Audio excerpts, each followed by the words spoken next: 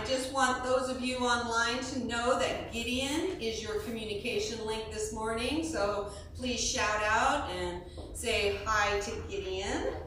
If it's your first time attending online, please let us know where you're from, how you found us.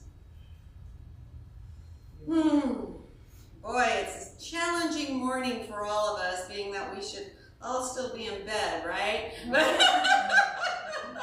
So glad to see those of you who managed to get the time right show up here this Sunday. So Genesis, as you know, is continuing its minister search. We have our profile and invitational video available for review on the CSL Minister listserv.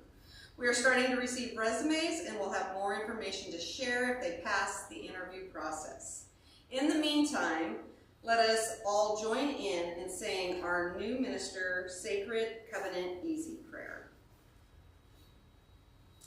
There is only one life. This life is good. This life is God. This life is my life now. In knowing that I am one with this life that is God, I therefore know that I am one with all its blessed expressions, which includes the presence of a new minister for my beloved spiritual community. Because I know that the highest purpose of my new minister is to glorify God, I therefore know that my new minister is a revelation of God as love. I further know that my new minister is the fulfillment of that which has been promised by God, for it is written, I dwell in a house of love. Love attends me in my home of the soul. I shall never leave this home of the Spirit. I shall abide in this home forevermore. As I stand in agreement with my beloved community, I see my new minister before me as revealing the truth and power of love. I now intend to experience my new minister in full cooperation and agreement with my community, knowing this truth about myself. I am powerfully expressing divine love, inspiring all to do the same. I am blessing and honoring all paths of spirituality, awakening deeper truths and spiritual growth. I am a place where God shows up, expressing divine love, allowing truth and joy to heal all. I am embracing, teaching, and exploring spiritual truths from diverse spiritual teachings. I am teaching and embodying prosperity, trusting that God is the source of my good. As I now accept the highest expression of a new minister into my life, I know that they will be revealed in a way that will glorify God and serve the highest and greatest good of all who are touched by their presence. I am grateful God is gracious, and so it is. Amen. So announcements. These are just a few reminders of what is happening. For detailed information about the following events, please visit our website, our Facebook pages, Eventbrite, and the Meetup pages. So as we are sitting here in our beautiful space, so much more intimate and together, we do definitely find ourselves in need of some volunteers. There's a little bit more involved in getting us ready to rock and roll on a Sunday morning. So please, we need people for setup and breakdown, to start our coffee and refreshments. You can sign up to bring food on a Sunday to share. Any of these things, feel free to reach out to Cynthia, and we appreciate any help that any of you are willing to offer. And then every Wednesday at 7, please join Karen Williams and Cynthia Zink for intention circles via Zoom. Join us to create more miracles in our lives. A love offering is always appreciated. And then the Science of Mind textbook in a year. It is something that practitioner Karen Williams is following. She's doing a guided reading of the entire Science of Mind textbook in 1 year.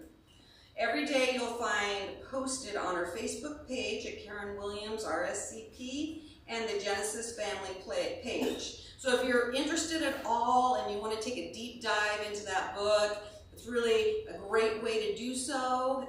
Just follow along with Karen and you'll get that nice little reading done before you know it. And then care circles. Starting April 30th after service, we invite all care circle members to join us at Studio 620 for a meeting and a potluck.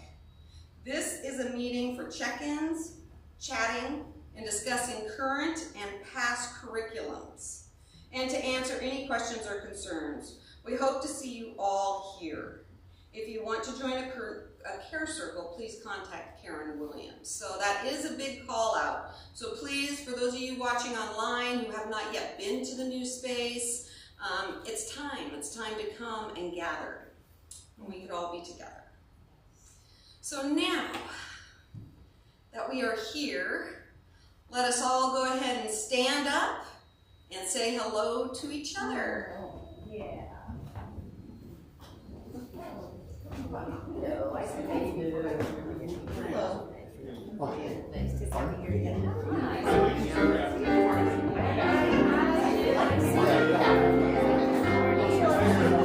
Hey. I mean, I feel like I was your name.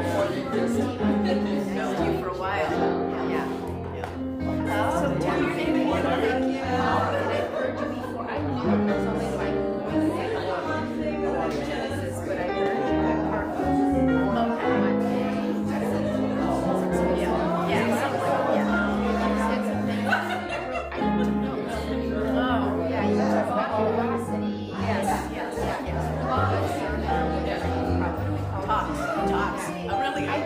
Catholicism, yeah. We call it class. The classes we call them homiletics because the old and I think the Catholic Church uses it as a homily. Yeah, but those are supposed to be 10 minutes. Thank you for in Seattle, CSL, which is where most of us, where most of us started, but I was away. I had my own church in Monterey and came back, so I went.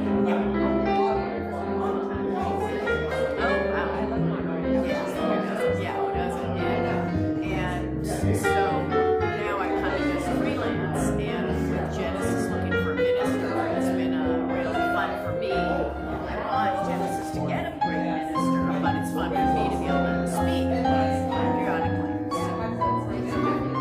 Thank you.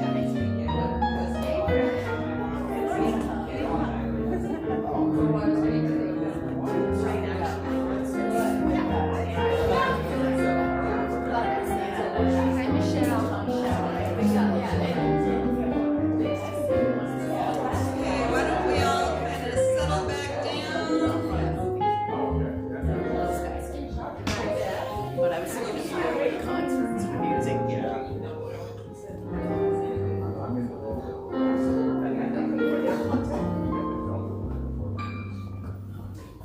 Beautiful, thank you. All right, first timers. Is there anyone attending Genesis in person? It looks like we're all family here. How about online, Gideon? Any first timers? Nope, we're all family, which is great.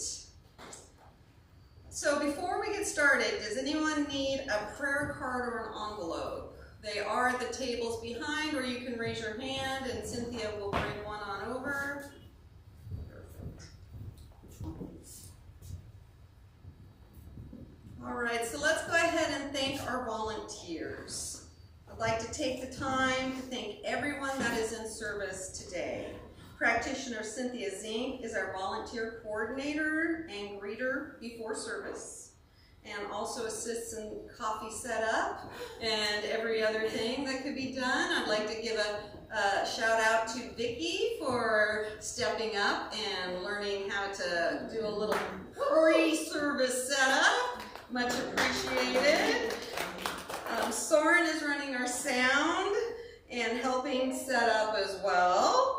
And Michael Johns camera for all of you watching from home, as well as the projector. And as I mentioned before, Gideon is your communication link. Let's go ahead and give everybody a big round of applause. Big applause. Thank you, volunteers. So I'd like to introduce our practitioner today. It is Karen Williams. Our meditation practices in this new space are a bit different. We will be taping a few additional meditations to be available online, but all of our meditations that we have done, or our great many meditations that we have done, are still available on YouTube and on Facebook. Anytime you feel like you're at home and things are getting a little chaotic, pull it up. Take down, sit down for a minute and listen to one of those meditations. There's great. I'm sure there's one that will speak to your heart. So let's go ahead and start to get into more of our spiritual side of our service. And let us go ahead and stand up, if you would, and sing our new song written by Reverend Eric out beyond.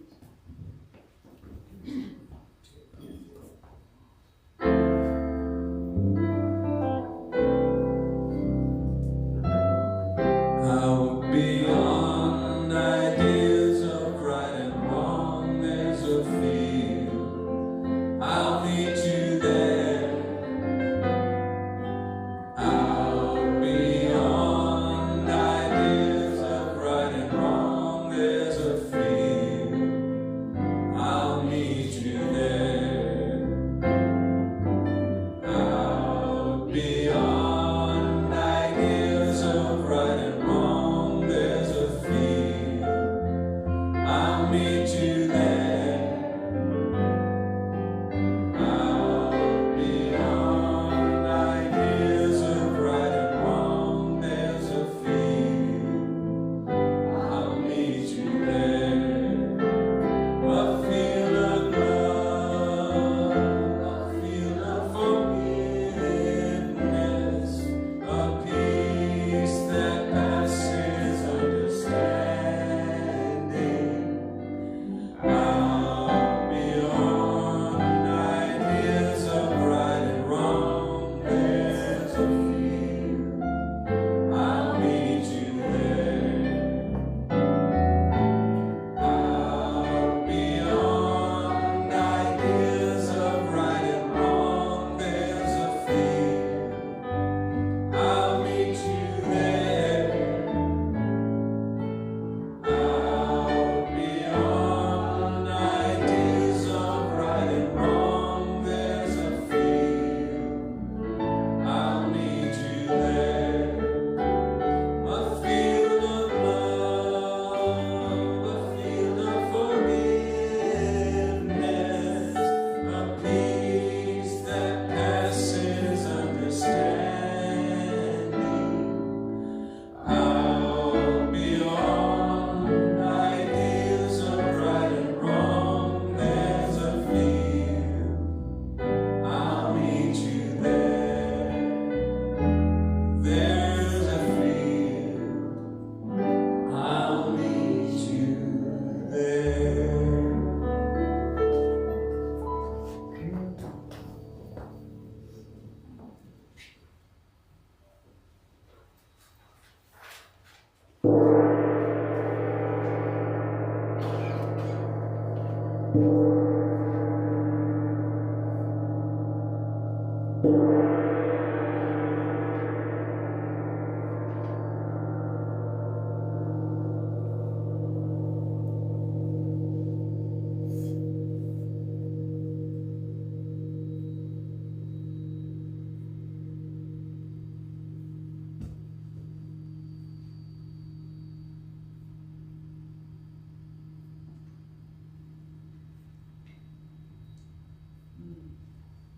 Good morning. My name is Karen Williams, and I'm a practitioner here at Genesis Center for Spiritual Living. The readings today come from the Science of Mind textbook, and they're actually from the daily readings that we've been doing. I find so much inspiration in these daily readings, and they're not long either, so don't be too intimidated by that idea. So I'll do a little bit of reading, and then we'll enter into a meditative state. I'll cue you, and then we'll have a little bit of silence, and then I'll move straight into prayer. So to whatever suits you. I'm going to close your eyes now. I'm going to close your eyes. Whatever, you want to keep your eyes open the whole time? Whatever suits you. I begin with this chapter that we just finished called The Power of Thought. So much juicy goodness. But I just want to read this piece to begin with. It says, "The storehouse of nature is filled with infinite good, awaiting the touch of our awakened thought to spring forth into manifestation in our lives. But the awakening must be within our thought. The word that we speak is the law of our lives, and nothing hinders its operation but ourselves."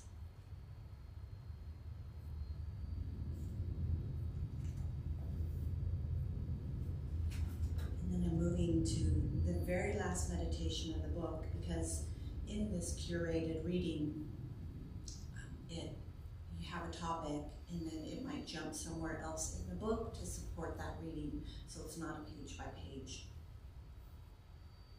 And this is page 565 from "The Eternal Cycles of Life in Motion Fulfill My Faith." This is another way of saying that something happens when a man believes. Faith is operated upon by some principle which is a government of law and order, and which has within itself the power to execute itself. Prayer is not to ask God to be God. There is a supreme intelligence in the universe. We cannot tell it anything. What little we know, we have drawn from it. There is an absolute spirit around us. It does not need our existence. It has already surrendered itself to us, but we have not yet surrendered ourselves to it. This is what prayer or treatment is for.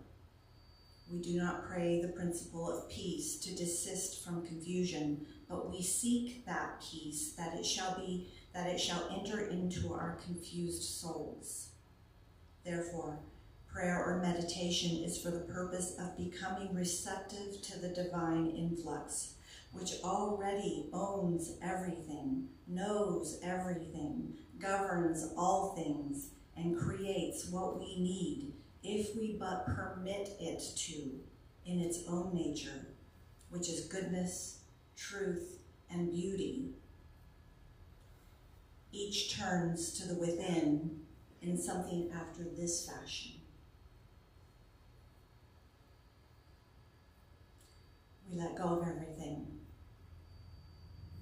Drop every fear from our minds. Drop all confusion from our thought. And enter into the inner secret communion with that great reality, which is our universal self, God, in whom we live and move and have our being. We are conscious that this divine presence overshadows and indwells.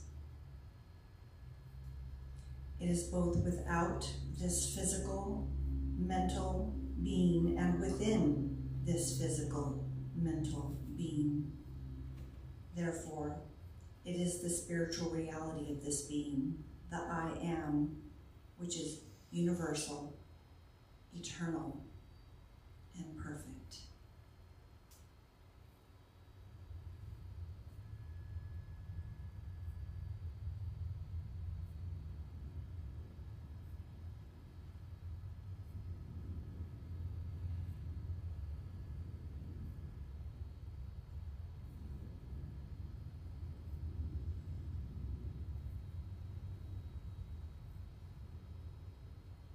The eternal cycles of life and motion fulfill my faith.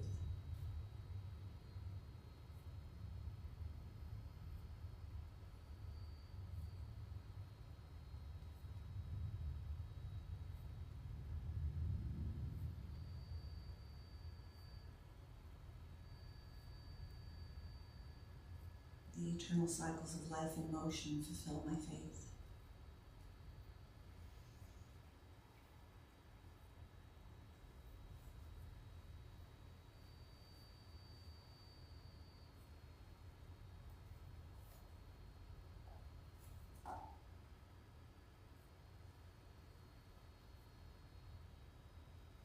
The eternal cycles of life and motion fulfill my faith.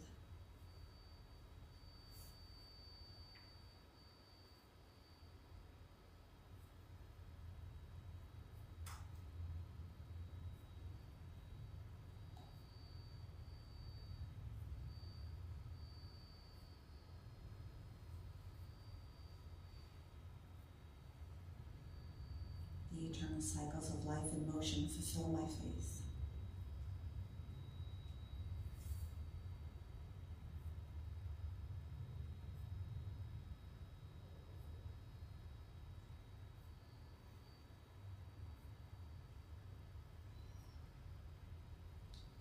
And so with these truths established, I recognize that there is only one thing happening, and that is life. Life revealing itself and unfolding itself as each of us uniquely. A divine spark of perfection that exists as each of us. A light divine that is unique to each of us.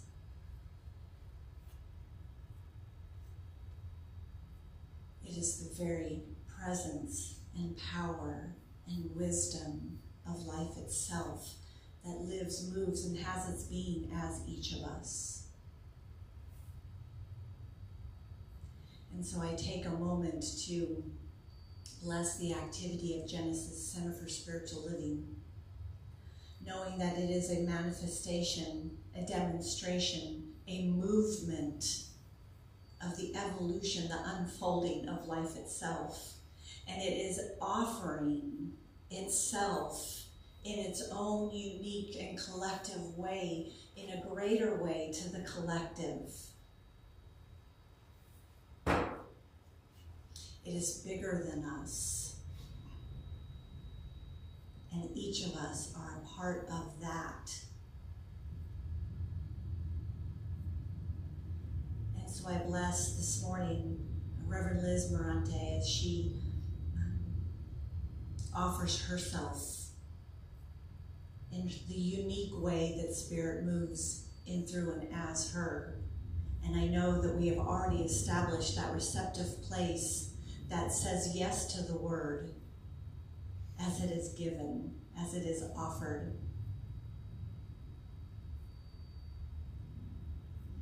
I bless our musicians this morning, the whole team, knowing that their gift is something that lands on us uniquely, that it draws us into a place where we can be more receptive. It is a joy and a pleasure to have love express itself as these individuals. It is a joy for me to have each of you here at Genesis Center for Spiritual Living, adding to the energy and the vibration, the fulfillment of the promise that is Genesis. And so I let this all go knowing that the continuation of this service is a continuation of the gift and the blessing and the offering. And so it is.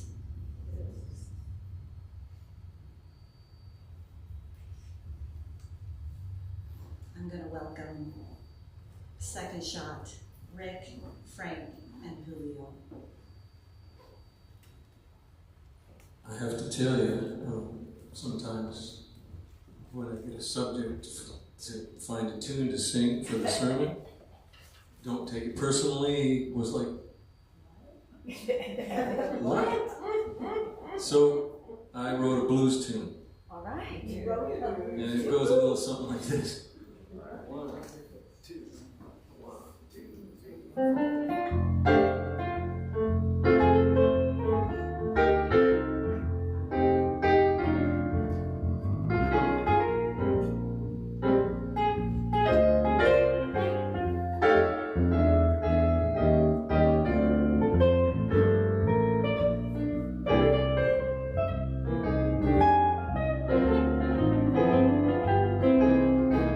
Don't take it personally. This is mine, not yours. I won't take it personally. This is yours, not mine. Listen to the words I say. Don't take it personally. We're all humans. You know we got our problems. Look inside yourself, wrestling with reactions. Put them up on a shelf. Don't take it personally. Goes on inside your head is just for you. And what goes on his mind, the saying is true. The moment when it hits you, it's time to see. This is what the song is all about. And that's when the love comes out.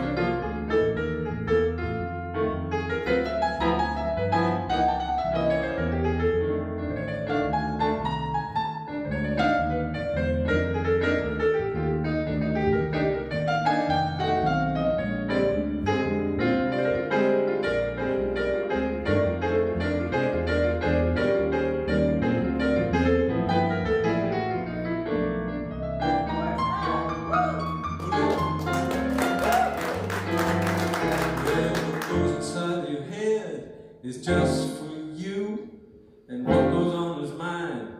The same is true. The moment when it hits you, it's time to see. This is what the song is all about, and that's when the love comes out. Don't take it personally. Don't you take it? Don't take it personally. That is what the song is all about.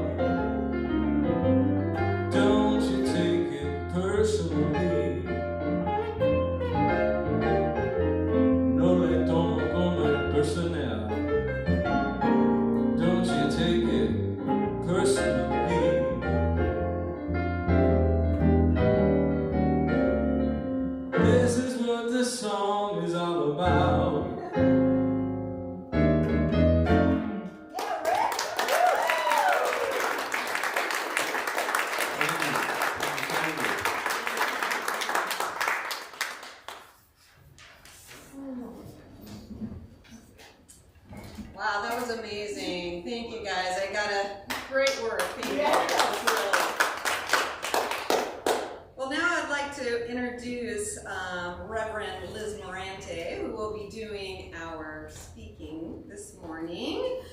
Liz has been a minister with Centers for Spiritual Living since 1999, receiving her ordination in 2003. Reverend Liz hails from the Seattle area, where she did her ministerial training and served on the staff of CSL Seattle for 14 years, as well as raising her 2 daughters. Between 2 several-month stints teaching for the center in Ukraine, Liz served as senior minister of the Monterey Center for Spiritual Living from 2008 through 2013. Liz is delighted to be back in the Pacific Northwest, and we're delighted to have her. As of June 2018, not retiring, but rewiring. A quote from the Sufi master, Meher Baba. Meher Baba. Encapsulated the theme of Liz's ministry, where love is present, the path to truth is joyous. Let us bring Liz on up to the stage.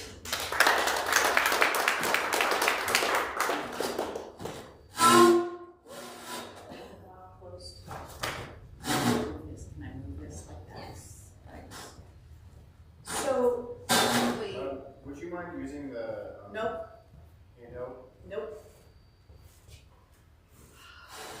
We just got this new mic. Yep. I get it. I shouldn't have done that. I shouldn't have done that. Your back. Yeah, I'll just put it in my back. Okay. So for those of you too young to have heard of Meher Baba back in the 60s, I'm just going to let you know that Meher Baba was silent, and he spelled out things on an alphabet sheet. And are anybody familiar? Any of you people my age? Do you remember what his tagline was? Don't worry, be happy. Oh, no way. Way. Wow. Way. So I am grateful to be back with you this morning, and grateful to be in your new space. Yeah. Really, really awesome. I'm gonna stick this under here. And you know, sometimes this happens, and I love it. I feel like throughout this talk, I'm going to be saying, "What Rick said." What Rick said. Before I talk about this, I just want to highlight a few things from last week in a review for anyone who wasn't here, or if you kind of want to be reminded. So we are doing these 4 weeks, the 4 Agreements by Don Miguel Ruiz, and the premise of this book is that all of us live in our own domesticated dreams. And this is from Toltec wisdom, which is an ancient Mexican shamanic tradition. And that idea that all of us are walking around in our own view of life, our own dream about what's going on out here and in here. And he uses the word domesticated because this dream that each of us has, which is unique to each of us, is created by how we are raised, what our parents and the culture tell us about who we are, who we should be, how we should behave. Why? Usually for most families, to get along in the world. So we become domesticated. You know, there's the feral cats. And for them they can't live in a home without being domesticated. And we have this idea, so the Toltecs think, that to live with each other, we need to be domesticated and start believing and behaving in certain ways that may have nothing to do with anything we might call an inner voice, but have to do with how we get along with people. And we make, hence the title of the book, agreements with ourselves and with others to keep this, I'll call it, when probably our parents or our grandparents probably thought it was peace, but it's really a faux peace, a false peace. Some examples of agreements your family might have made, which is, I'm looking at Randy, no, this was not going to have been in the Singer family, but don't rock the boat.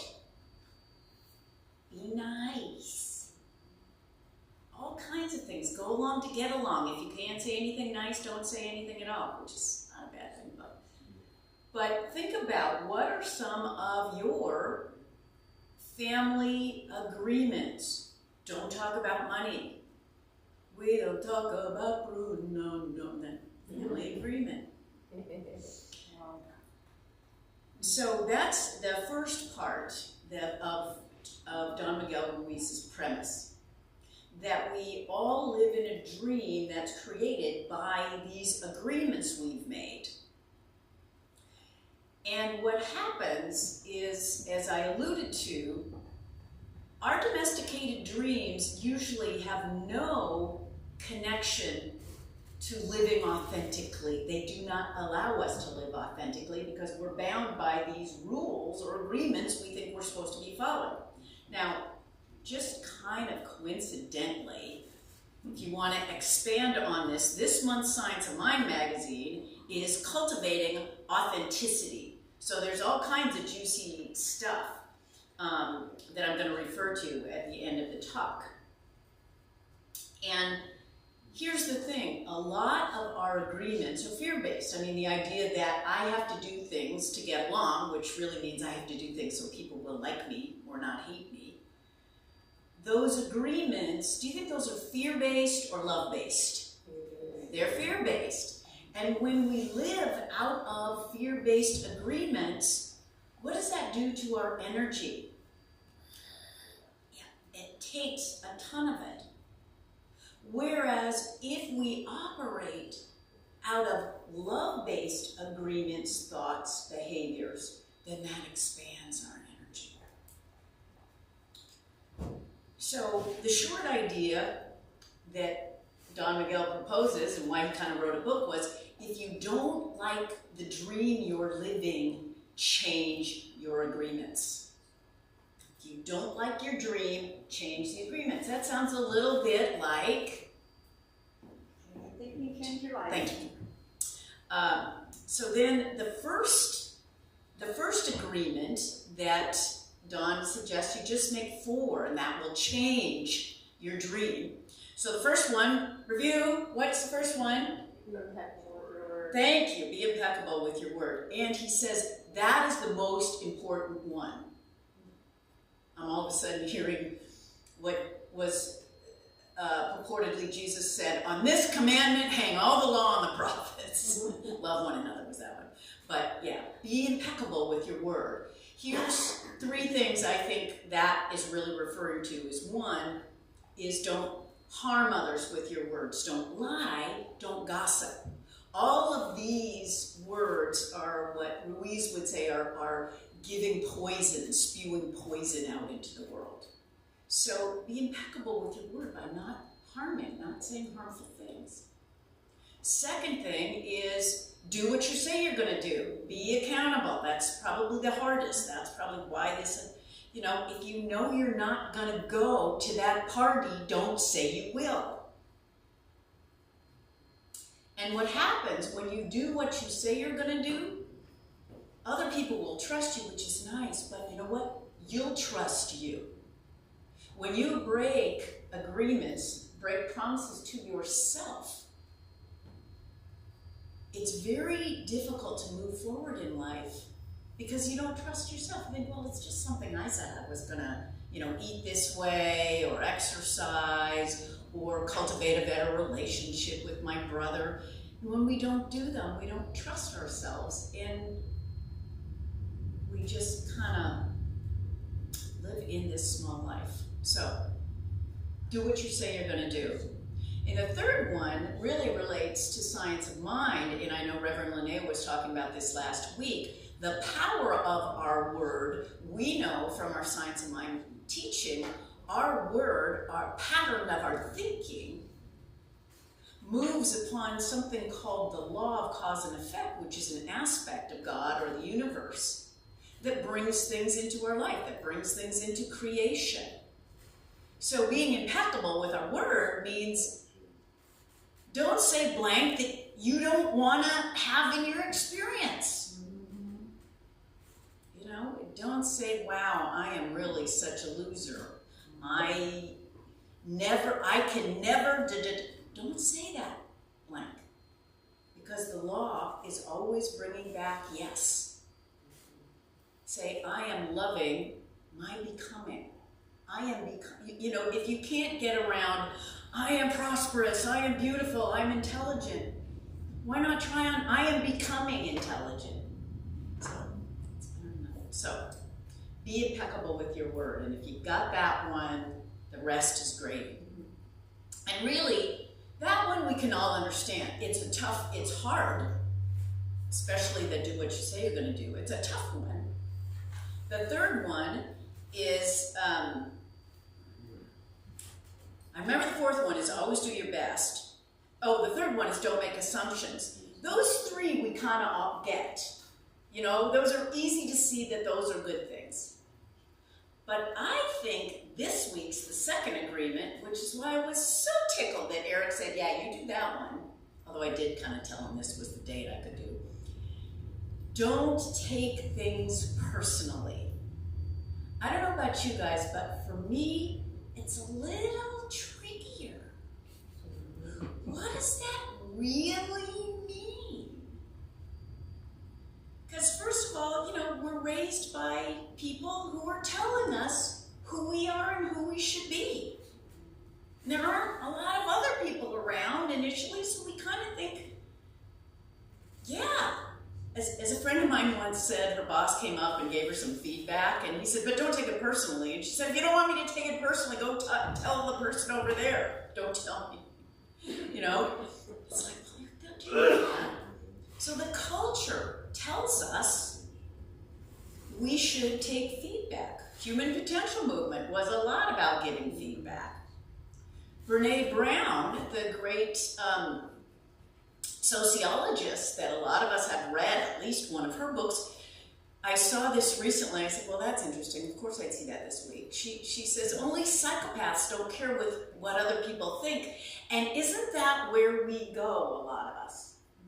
When we hear don't take things personally. Oh, well, I just won't care what other people think. And so we confuse the two. And so there's a distinction, and we're going to work our way into how I think Ruiz means it and how this don't taking things personally can really improve our lives, improve our dream, and not be, don't tell me, I'm not taking it personally. Yeah, don't bother me with that stuff. So we're going to work in with a few examples of people taking things personally. I have a former brother-in-law. He's kind of an interesting guy. And one time, the whole family was going, my former husband, his three brothers, their families, his parents, we all went on a big family trip. And they were coming from Indiana. We were coming from here. We actually were going to Maui. So for the Indiana folks, it was a long trip. And when we got there, you know, hey, how are you? And he said, man, the airlines was messing with me. And I said, really? He said, yeah, the airlines was really messing with me. The flight was delayed. And I said, well, George, that's not his name. Well, George, you know, I don't think the airlines was messing with you personally. And one of the sister-in-laws who lives in the same town said, thank you. Try to tell him this, thank you. But I mean, you could see, okay, that's where you extend it. The airlines was messing with him. The 200 other people on the plane also were delayed, but no, it was about them messing with him. So we all get that. But every once in a while, you have to think, okay, am I making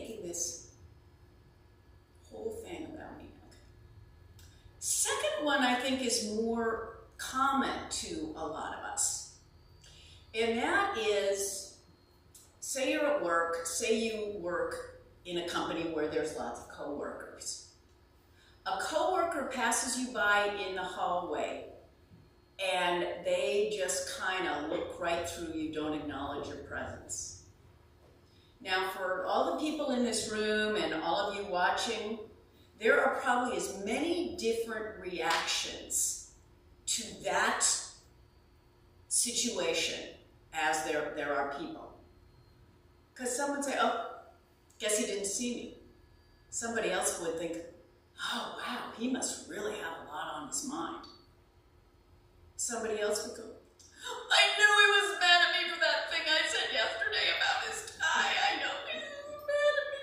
I know. It's like, well, that arrogant blank blank, just not even acknowledging my presence. Okay.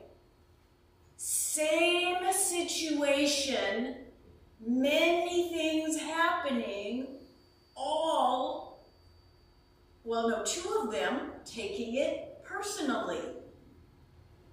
All of them are meaning making, which we'll talk about in a minute, but different ways do we take things personally. Third thing is when somebody does come up and give us feedback, which sometimes is ways we can improve, and sometimes it's really skillfully delivered, and sometimes it really isn't. What do we do with that? I'll tell you, it's kind of a fun trip, being at a door and shaking hands with people after giving a Sunday talk. Because I'll tell you, that all kinds of interesting feedback. Well, you know, that one thing that you said really wasn't right because the scientific experiment was really, oh, you're just getting so much better.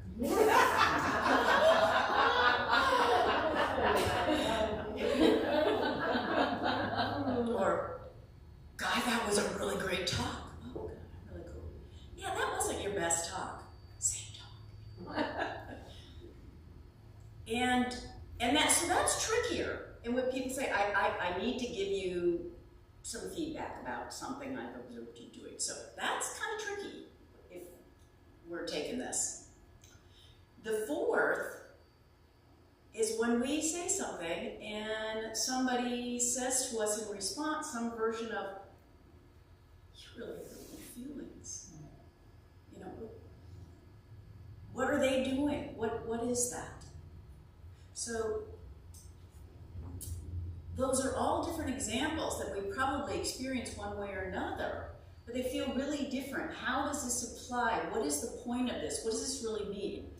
Well, Ruiz's point of view is, like Rick said, he says everyone's in his or her or their own dream. And that's essentially a perfect song. Everyone is in their own dream. What they say or do has nothing to do with us. And it's still, I mean, even though I've read this so many times and prepared this talk, part of me still goes. So this is one of these things, just try that on. Everyone's walking around in their own dream. And it's easy to see with the coworker. They're walking around in their own dream, and I'm definitely walking around in my own dream. And so we interact, but what we take away, what we choose to take away, says more about us. What they've given, what we've given, received, says about us, not about them, and vice versa. Did I just confuse everybody? Tell me your thoughts. Okay. Here's some things we already know. When somebody comes up to you and says something that's really mean or they get angry, a lot of times they're doing what? Projecting. Thank you, projection. I mean, this is stuff we know, we're just getting reminded.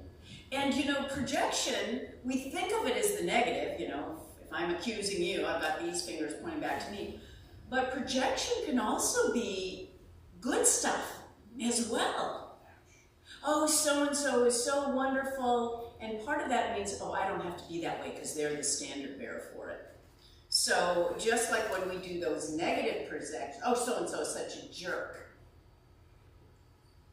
it keeps us from having to look at our stuff and maybe heal it or clean it up. But if we project, or others are projecting the good stuff, it keeps us from looking at that, owning it, and being it in the world. So it's just, and then again, their dream, I was helping a friend move last week, and she's at a big transition point. She's just retired from the community that she was working. She doesn't know what's next for her. And so she's kind of on a timeline to get stuff packed up, certainly at her church. And so every once in a while, she'd kind of snap at me, and I go, well, do you want to move this? No, don't touch that, I haven't got the...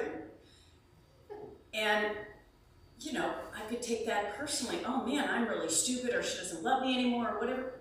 Well, she's scared. She's in a transition point. So what comes out when we're scared, most of us, is anger, so we can feel a little more control. So that didn't have anything to do with me. That's where she was at the time. And then with the example with the coworker in the hall, our propensity to go right to MSU, making stuff up. Because all those possible inner reactions we were talking about, maybe none of them was true. And Reverend Linnea was alluding to this last week when she talked about suffering.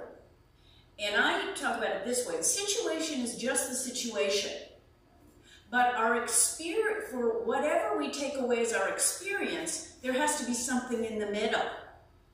And that middle thing is our interpretation, or as Reverend Linnea was saying, analysis. Remember she said suffering is all analysis. So depending on the interpretation we choose in the moment to give upon a situation, either we feel great or we feel terrible. But the situation is just the situation. And why that's kind of a good reminder point is that our life and our belief continues to unfold from how we interpret situations, what meaning we make. So you can have something horrible happen to you and come to realize how it's grown you, how it's expanded you, how it's made you more compassionate, and make a meaning that enhances your life. Or you can have something, you know, neutral, like the guy not seeing you and saying hello, make a whole big thing about that, and then act to that person, boy, you really disrespected me and I don't like you anymore. You know, you could damage a relationship, which to me is not enhancing my life. Then there's also the idea of you hurt my feelings. Well, what was getting hurt? It's the old, I may have pushed your button, but I didn't install it. Right. We all have our wounds in our tender places. And it isn't that the other person cut us, it's that they touched into something that was already there. Something that was already there. So there are all these kind of lies that we can be telling ourselves, and that make these interactions fraught, because we've chosen to decide this person who behaved in such a way knew exactly what they were doing and intended harm. Sometimes they do, and sometimes they don't. Now, why is taking things personally even a problem? I mean, we all live in a world and we care about each other, we want to care about each other and all that. Well, because when we take everything personally, it puts us into a hell. Because why? We are making what others do and say cause in our life. And when we say cause, we speak about, in Science Mind, we speak about God or the infinite as being first cause. Say, go to cause. When everything out in this world of effects is happening and we make that cause instead of that infinite power and presence of God, the reason for how we feel and how we act, then we are in hell, and we are also always going like this. If your day is ruined or made because of how somebody was with you, ever driving Seattle, you are gonna have, maybe we all want drama in our life. I don't know, at the age of 68, I'm looking for joy and meaning, yes, and juice, but maybe not necessarily drama. When we take things personally, we are always at effect. We are always at effect of others. And by the way, oh shoot. By the way, that includes some of those voices in our heads. That don't believe everything you think? Yeah, don't take personally everything you think. It's just the old tapes. Mom's tapes, dad tape, whatever. So I'd love you to think about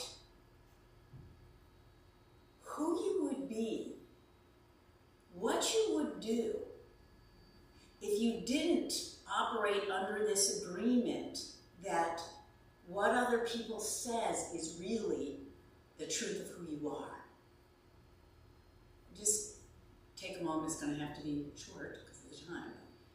Who would you be if you weren't at the effect of other people? What would you do if you weren't at the effect of other people?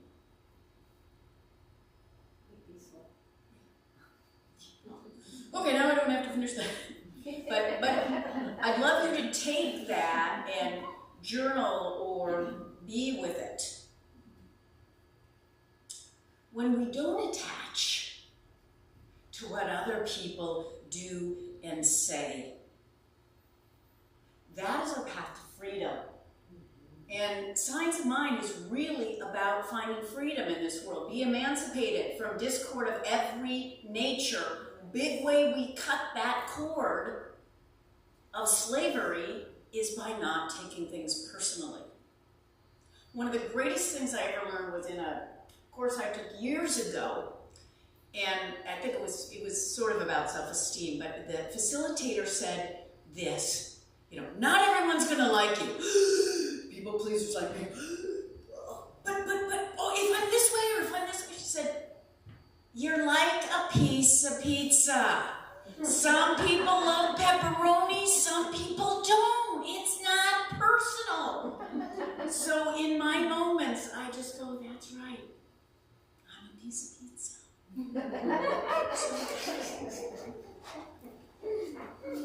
And there's a lot of more beautiful modern people saying things. I saw this yesterday on Facebook, and I've seen it attributed to others, so it's probably just something in the atmosphere that people are saying. This was attributed to Allison Ars. When we finally learn that a person's behavior has more to do with their own internal struggle, aka the dream they're living, that their behavior has much more to do with their own internal struggle than you learn grace. So like a little peace, like a little freedom, like a little grace, you want any of that? I do. Now I have one little caveat, very quick. This book is 4 agreements. The first agreement is the most important. So that means you don't take this one in isolation, because that's where we go into the flipping off people when they try to give us some constructive feedback. If somebody keeps giving you, if people keep giving you the feedback is something about you, and there's a pattern, you might want to look at it, it might be a place to grow. It might. Because at the end of the book, and the end of chapter 2, Ruiz talks about living life with an open heart, which isn't about saying, yeah, I don't care what you think. No, it's about knowing that other people cannot tell you the truth of who you are. You are safe in the world. You are safe to be your open heart. Because remember, even if that feedback is true, gee, you just really are not very friendly. We are not, no matter what people say about us, even if it's observable, we are not our behaviors. We are not our thoughts. We are divine essence of God. Howard Thurman says, there is something in every one of you that waits and listens for the sound of the genuine in yourself. Ruiz says this, but I think this is easier.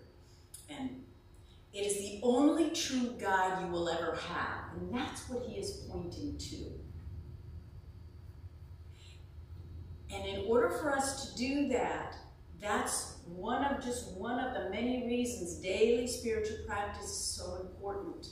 So you can tune in to that guide, to that inner voice beyond the stuff, beyond your failings up till now, beyond even your good qualities and your talents, beyond your weight, beyond your age. That inner guide. And so when we stop attaching, when we cut those cords of taking what other people say and do to be about us, we start making more room for that. We can find space for our authentic selves and then act from that place, not. And I'm going to complete with today's Science of Mind. I mean, wow, I'm so happy. Oh, that was the Howard Thurman. I wrote it down, I forgot. Yeah. So listen to that inner guide. You know, if you have to forget this, forget this. If you remember to tune in every day to the truth of who you are, you will act from that. And everyone may not love you because you still are a piece of pizza. But I guarantee you will love the dream you're living, and you will be a blessing to the planet. So let's quickly pray. I am just grateful for this opportunity to remind myself that beyond the ideas of right and wrong, beyond the opinions of the culture, of my parents, of my friends, of people who really may not be my friends, beyond my inner critic, beyond any of that, is the capital P personhood that I am, which is God in unique expression. And so I speak this word this day, knowing that God never takes a vacation, knowing that God is the same yesterday, today, and tomorrow. I tune into that which is the truth of my person, the truth of my being, which is love, which is wisdom, which is joy, which is intelligence, which is power, which is peace. And each day I breathe into that truth more fully, that which is the only thing I am to take personally. And I move into grace, I move into freedom, I move into peace, and I meet life with love. And so it is. So it is.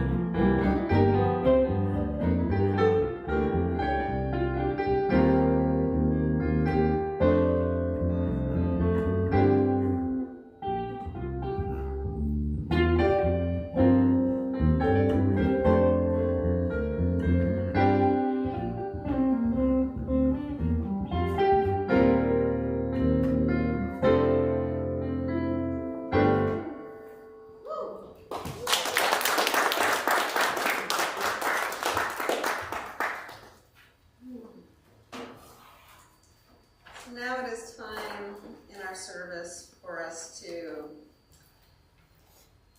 think about what it is that we would like a little more of in our life.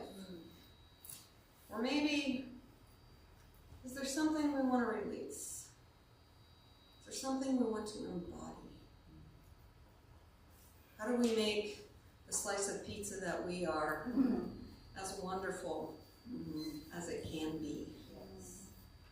So let us go ahead and take a moment to fill out our prayer cards and know that the practitioner body here will be praying over those for this coming week.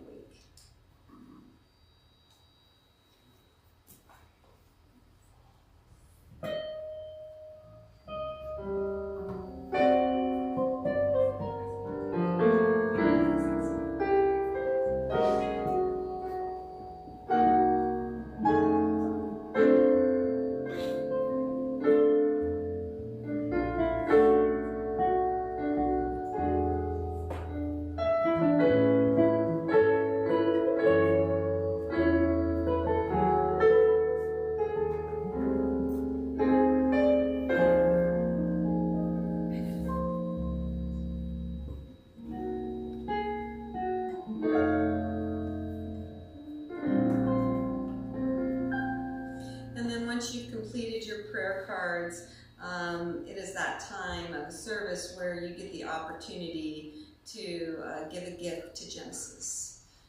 We do know that we are supported by God, but we appreciate your support as well, however it shows up. So please take a moment to fill out your gift to Genesis.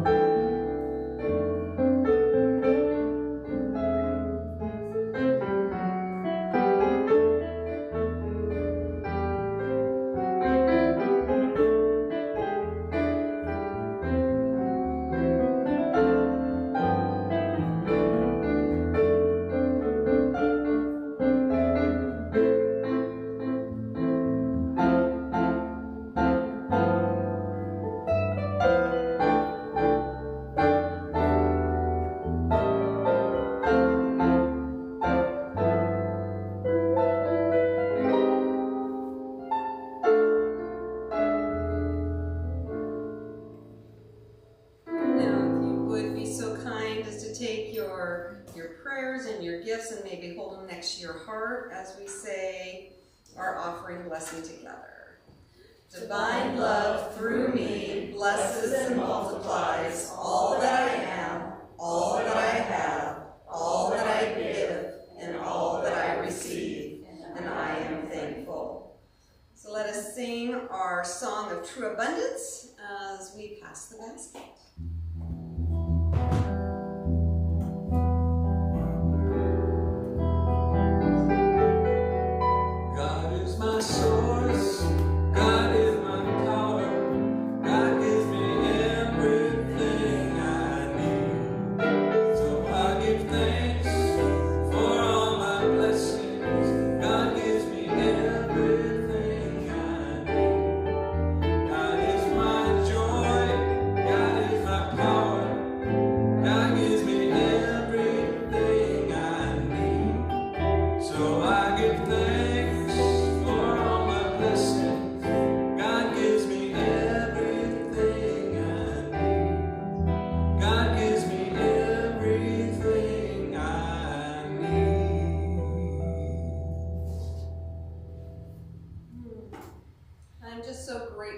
So grateful for these gifts, so grateful for these prayers, so grateful for this realization that God is good, God is abundance, and each of us are filled with that equal abundance. It is there at all times.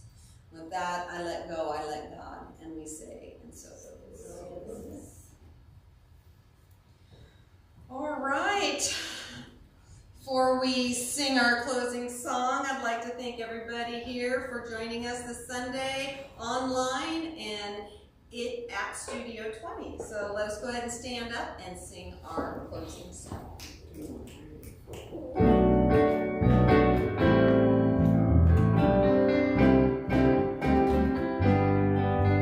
I release and I let go. I let the Spirit run my life, and my heart is open wide.